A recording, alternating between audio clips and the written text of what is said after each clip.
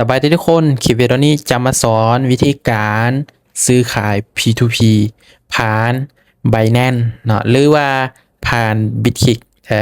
ซึ่งตอนนี้เราอยู่หน้าตาหน้าตาแอปต่างๆเนาะแคปหูไว้ก็คือเราสามารถซื้อขายเนาะผ่าน Binance นี่ก็ได้เนาะผ่าน Bitkik ก็ได้เนาะแล้วธนาคาร JDB มาได้แน่ใดเนาะก็คือก่อนที่เราจะสามารถซื้อหรือว่าขายทาง Bitkik นี้ต้องมีธนาคาร JDB เนาะต้องมีธนาคาร JDB เท่านั้นนะถ้าหากว่าเราอยากเขาบ่มีธนาคาร JDB นะเขาอยากซื้อขายทาง Binance ก็ได้คือกันได้คือกันทาง Binance นี่ก็ได้เนาะแต่ว่าความปลอดภัยอย่างต่างๆนี่แนะนำเป็น Bitkik เอาเนาะเป็น Bitkik นี่ปลอดภัยแบบ 100% เลย 1,000% เลยความเสี่ยงก็บ่มีเลยเนาะเพราะมันเป็นบริษัทเนาะเป็นบริษัทที่ว่าจดทะเบียนแบบถูกต้องเลยทาง Binance เนาะกับเป็นการซื้อแบบ P2P เนาะง่ายๆคือยังซื้อผ่านบุคคลอยู่ฮะมันมีคนที่เปิดห้างซื้อขายอยู่ในแอปนั้นแต่มันก็มีห้างที่ว่ามีความน่าเชื่อถือห้างที่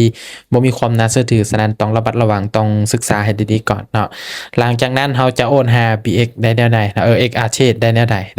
ดี๋ยวเขาจะมาสอนในการซื้อผ่านทาง Bitkik นำกันนะก่อนอื่นกดเข้าไปในแอป Bitkik เลยหลังจากนั้นเนาะเรียกย้อนกลับก่อนเนาะเวลาเราสมัครแล้วเรามีบัญชีแล้วเด้อทุกคน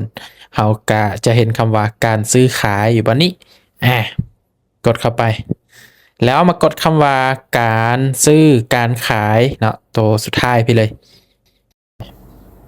หลังจากนั้นเนาะให้เรามาค้นหาคำว่า USDT เด้อค้นหาบนนี้เนาะ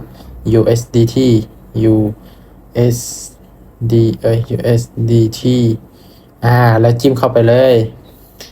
หลังจากนั้นเนาะให้เรามาพิมพ์จำนวนที่ว่าเราต้องการนะ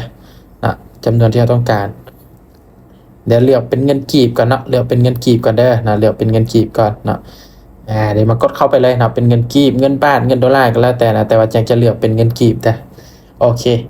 หลังจากนั้นเนาะเราสามารถสลับกันได้เนาะสลับเอากีบมาอยู่ทางด้านลุ่มเอา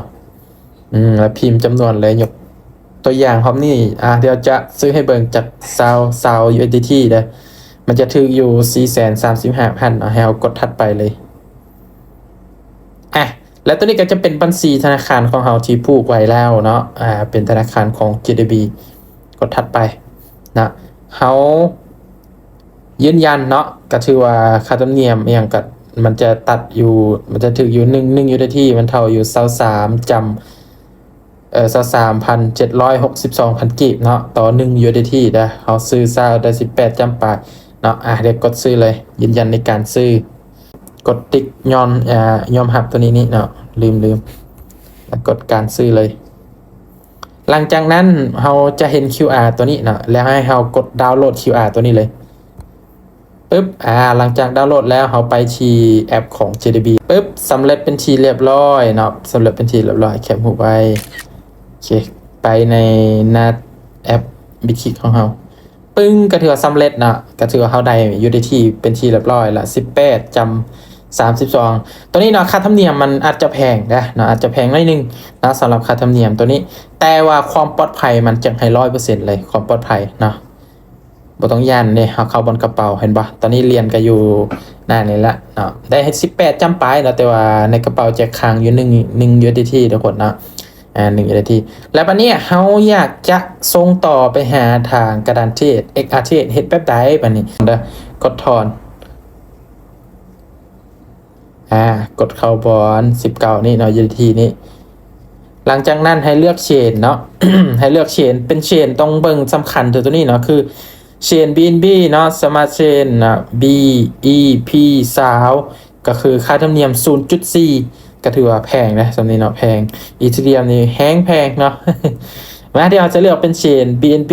Smart Chain เนาะBEP 20เนาะปึ๊บเขาเลือกเชนเรียบร้อยแล้ววันนี้จำนวนตัวนี้ให้เราพิมพ์จำนวนเนาะพิมพ์คำว่าสูงสุดเลยหลังจากนั้นตัวนี้จะเป็นกระเป๋าของเราเนาะเราไปเอาอยู่กระดานเทรดของเราเลยนะไปเอาอยู่กระดานเทรดของเราคือเขาอยู่ในแอปนี้เลยแล้วให้เรากดบอนเติมเงินนะกดเขาบอนเติมเงินนี้แล้วมากดเขาเครือข่ายคริปโต เนาะแล้วก็มาเลือกเชนเนาะเชนต้องเชนให้เนาะ BNB จะมาอย่างก็ BEP3 เนาะกดคัดลอกตัวนี้เนาะให้เลือกเชนให้ที่นี่คัดลอกเอาตัวนี้เลยเปิดหลังจากนั้นกลับไปหน้าตาตัวนี้แล้วกดวางใส่เนาะวางใส่ที่อยู่นี่เลยกดสำเร็จแล้วกดถอนเลยค่าธรรมเนียมเนาะ 0.4 USDT เด้อค่าธรรมเนียมของมันเขาโอนไป19.32นะส่งรหัสยืนยันอันนี้คือเป็นรหัสเนาะมันส่งมาหาทางนี้เดี๋ยวเข้าไปเบิ่งกันคัดลอกรหัสตัวนี้ไปคัดลอกไปวางเป็นรหัส2 สันตัวนี้เนาะเป็นรหัส2 สันของมันกดไปตัวนี้จะเป็นรหัส 2FA เด้อเป็นรหัส 2FA ไปเอารหัส 2FA เลยเดี๋ยวหาก่อนเนาะมันมีลายแหงตัวไดโนตัวนี้เนาะกดวางใส่ปึ๊บแล้วกดไปเลยโอเคก็ถือว่าสำเร็จเนาะกำลังประมวลผลก็ถือว่าสำเร็จแล้วเนาะแล้วครับอันนี้เรารีเฟรชเบิ่งรีเฟรชตัวนี้เบิ่งนี่นะเดี๋ยวเราเบิ่งประวัติการฝากถอนเห็นบ่เขาถอนไปแล้วกำลังประมวลผลสำเร็จแล้วบ่นี่สำเร็จแล้วบ่น่าจะสำเร็จแล้วนี่เนาะเดี๋ยวเบิ่งก่อนหรือว่ายังเถอะสำเร็จเป็นทีเรียบร้อยทุกคนเดี๋ยวเบิ่งก่อนเข้ามาแล้วบ่อะไรวะได้โอนผิดเชนนี่บ่ได้เนาะนี่เข้ามาแล้วทุกคนนี่เข้ามาแล้วนี่เข้ามาเป็นที่เรียบร้อยแล้วเห็นปะ เข้ามาเป็นที่เรียบร้อยก็ถือว่าสำเร็จเสร็จสิ้นเนาะในการฝากเหรียญค่าธรรมเนียมมันตัดมามันตัด 0.4 เนาะ 0.4 ค่าธรรมเนียมของมันเนาะแต่เวลาเขาจะถอนเด้อย้ำอีกทีหนึ่งเวลาจะถอนนี่ต้องถอนในโมงที่เขาเวียกเท่านั้นเนาะถอนใน9:45 ตอนเช้า3 โมงแลงเนาะก็คือโมงเนี่ยสามารถถอนแต่โมง9 โมง3 โมงนี่ถอนโมงใดก็ได้เนาะแต่ว่าถ้าว่าเกินเนี่ยก็ถือว่าเป็นโมงที่ว่าปิดนะถ้าเขาถอนเขาต้องได้รอถามมืออื่นมันจะอนุมัติให้เดี๋ยวทุกคนได้โอเคเนาะสำหรับคลิปวิดีโอนี้เนาะบายบายทุกคนเด้อ